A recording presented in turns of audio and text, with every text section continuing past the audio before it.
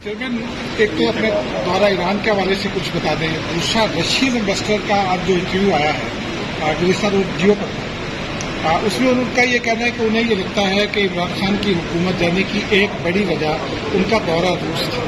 इस हवाले से आप क्या कहें?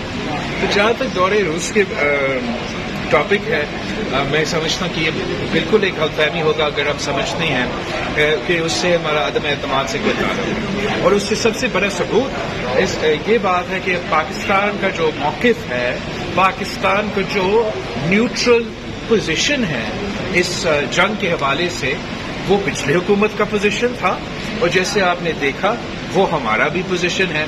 तो अगर वो वजह होता हुकूमत का जाने का तो उस पॉलिसी में कोई तब्दीली आ जाता, लेकिन हमारा पाकिस्तान का जो मौक़िफ़ है रूस और यूक्रेन के जंग के बारे में, हम कल भी न्यूट्रल थे और आज भी न्यूट्रल। सर, दौरा ईरान के हवाले से बताएं, किन किन इश्यूज पे बात होगी?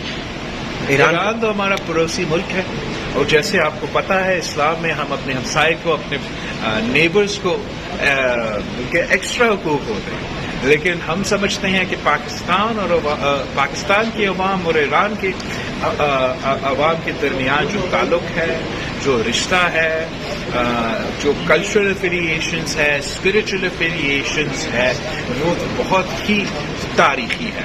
और जो पाकिस्तान और ईरान का मुआशी इंटरेक्शंस है, जो इकोनॉमिक हमारा कोऑपरेशन है, उसमें बहुत पोटेंशियल है कि उस पोटेंशियल को हम मजीद उसमें इजाफा लेंगे। सर, पाक ईरान गैस पाइपलाइन के ऊपर भी बात की जाएगी सर? मेरे ख्याल में जहां तक ईरान पाकिस्तान गैस पाइपलाइन की बात है, जैसे आपको पता है इसकी बुनियाद सदर ज़रदारी साहब ने रखा था और हम यही चाहेंगे कि जो इंटरनेशनल ऑब्लिगेशंस हैं, जो ये उनका डील है, उनका फ्रेमवर्क है, उसमें प्रोग्रेस हो ताकि हम मजीद पोटेंशियल हमारे रिलेशंस के दरमियान में, हमारे दोनों ममालिक के दरमियान हम अनलॉक कर सकें। रशियन एम्बेसडर ने ये भी कहा है कि ऑयल का एक तो डील नहीं हुआ था लेकिन बातचीत हो रही थी। ताहम उन्होंने ये भी कहा कि एग्रीकल्चर पर एक MOU साइन हुआ था 2020 में। तो क्या पाकिस्तान अभी भी उनसे इंगेज कर रहा है और करेगा ताकि सस्ता ऑयल ले सके? हम तो सारे ममालिक से इंगेज कर रहे हैं और ख़ास तौर पे जो हमारा ग़िज़ाई किल्लत, फूड इनसिक्योरिटी का मसला है ना, वो मेरे लिए बहुत परेशान कुन है। इसलिए पाकिस्तान तो इस जंग से पहले हमारा वीट का कमी था, हमारा यूरिया का, खाद का, DAP का बहरान था और हम कहाँ से लेके खरीदते थे? हम यूक्रेन से अपना वीट खरीदते थे, हम यूक्रेन से अपना फर्टिलाइजर खरीदते थे। वहाँ आजकल जंग के हालात है और मजीद हमें फूड इनसिक्योरिटी और एनर्जी इनसिक्योरिटी का मुकाबला करना पड़ रहा है। तो हम उम्मीद कर रहे हैं, कोशिश हम चाहते ये है कि डिप्लोमेसी और डायलॉग के थ्रू ये जंग खत्म हो। ये जंग जो है इसका नुकसान हो रहा है पूरा रीजन को, ऑब्वियसली यूक्रेन के अपने शहरियों को, वो पूरा टेरिटरी को तो नुकसान हो रहा है, लेकिन पाकिस्तान के अवाम का नुकसान हो रहा है महंगाई की सूरत में, फूड और एनर्जी इनसिक्योरिटी की सूरत में।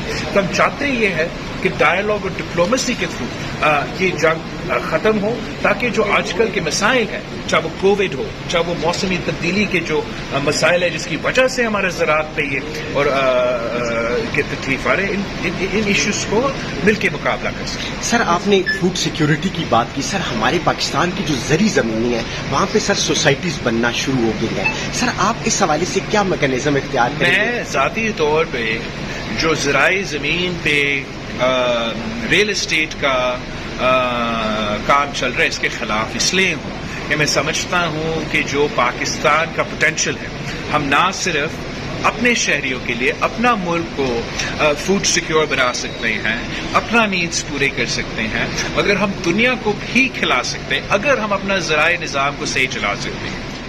YouTube पर गूगली न्यूज देखने के लिए youtube.com की सर्च बार में गूगली न्यूज TV टाइप करें। गूगली न्यूज के पेज पर सुर्ख रंग के सब्सक्रिप्शन वाले बटन पर क्लिक करना ना भूलिए। YouTube पेज पर अपलोड होने वाली वीडियो से बाखबर रहने के लिए बेल आइकन पर क्लिक कीजिए। आपको हर नई वीडियो के बारे में नोटिफिकेशन मौसूल हो जाएगा।